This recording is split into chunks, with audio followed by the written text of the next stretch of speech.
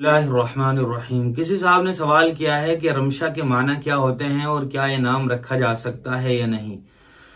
इस सवाल का जवाब ये है कि रमशा दो तरह अरबी जबान में इस्तेमाल होता है। एक तरह तो रा, मीम, शीन और गोलता, लिखने में गोलता है और जब बोलेंगे तो वो रमशा हा के साथ बोला जाएगा, जैसा कि आप स्क्रीन पर भी देख सकते हैं। इसके माना होते हैं गुलदस्ता, फूलों का जो गुलदस्ता होता है।